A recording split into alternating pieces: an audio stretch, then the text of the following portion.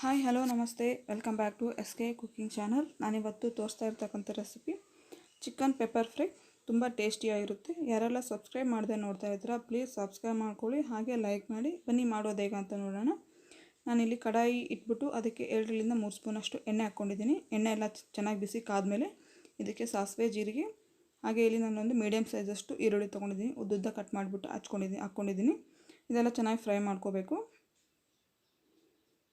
ಇದೆಲ್ಲ ಫ್ರೈ ಆದ ತಕ್ಷಣ ನಾನಿಲ್ಲಿ ಒಂದು 4ರಿಂದ 5 ಹಸಿಮೆಣಸಿನಕಾಯಿ ತೊಗೊಂಡಿದ್ದೀನಿ. ಅದನ್ನು ಉದ್ದ ಕಟ್ ಮಾಡಿಬಿಟ್ಟು ಹಾಕ್ಕೊತಾ ಇದ್ದೀನಿ.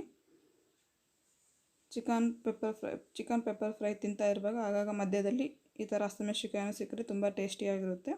ಬೇಗ ಸಾಫ್ಟ್ ಆಗೋದಕ್ಕೆ ನಾನಿಲ್ಲಿ ಸ್ವಲ್ಪ ಉಪ್ಪು ಹಾಕ್ಕೊತಾ ಇದ್ದೀನಿ.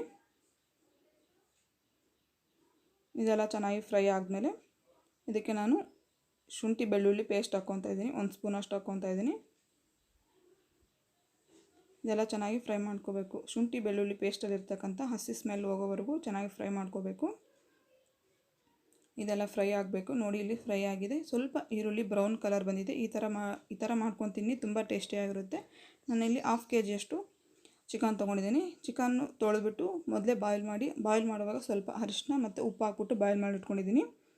ಇದನ್ನೆಲ್ಲ ಇವಾಗ ಚೆನ್ನಾಗಿ ಫ್ರೈ ಮಾಡ್ಕೋಬೇಕು. ಈ ಥರ ರುಚಿಯಾದ ಅಡುಗೆನೂ ನೀವು ಮನೇಲಿ ಮಾಡ್ಕೊಂಡು ತಿನ್ನಬೇಕಂದ್ರೆ ನನ್ನ ಚಾನಲ್ನ ಪ್ಲೀಸ್ ಸಬ್ಸ್ಕ್ರೈಬ್ ಮಾಡ್ಕೊಳ್ಳಿ. ನನ್ನ ಚಾನಲ್ ನೇಮ್ ಬಂದ್ಬಿಟ್ಟು SK ಕುಕಿಂಗ್ ಚಾನಲ್. ನೋಡಿ, ಚೆನ್ನಾಗಿ ಫ್ರೈ ಆಗಿದೆ. ಇದೆಲ್ಲ ಫ್ರೈ ಆದಮೇಲೆ ನಾನಿಲ್ಲಿ ಪೆಪ್ಪರ್ ಹಾಕ್ಕೊತಾ ಇದ್ದೀನಿ. ಪೆಪ್ಪರ್ನ 2ರಿಂದ 1 ಸ್ಪೂನಷ್ಟು ಹಾಕ್ಕೊತಿದ್ದೀನಿ. 1-1.5 ಸ್ಪೂನಷ್ಟು ಪೆಪ್ಪರ್ ಪೌಡ್ರ್ ಹಾಕ್ಕೊತಾ ಇದ್ದೀನಿ. ನಿಮಗೂ ಬೇಕಂದರೆ ಇನ್ನು 2-2.5 ಸ್ಪೂನಷ್ಟು ಪೆಪ್ಪರ್ ಪೌಡ್ರ್ ಹಾಕ್ಕೋಬೋದು. ಇನ್ನೂ ಸ್ವಲ್ಪ ಜಾಸ್ತಿ ಹಾಕ್ಕೊಂಡ್ರೆ ಸ್ವಲ್ಪ ಘಾಟ ಇರುತ್ತೆ. ನಮ್ಮ ಮನೆಯಲ್ಲಿ ಚಿಕ್ಕ ಮಕ್ಕಳು ಇರೋದ್ರಿಂದ ನಾನು ಪೆಪ್ಪರ್ ಪೌಡ್ರು ಸ್ವಲ್ಪ ಕಡಿಮೆ ಯೂಸ್ ಮಾಡ್ತಾಯಿದ್ದೀನಿ. ಇದನ್ನೆಲ್ಲ ಪೆಪ್ಪರ್ ಪೌಡರ್ ಹಾಕಿರೋದನ್ನೆಲ್ಲ ಚೆನ್ನಾಗಿ ಫ್ರೈ ಮಾಡ್ಕೋಬೇಕು.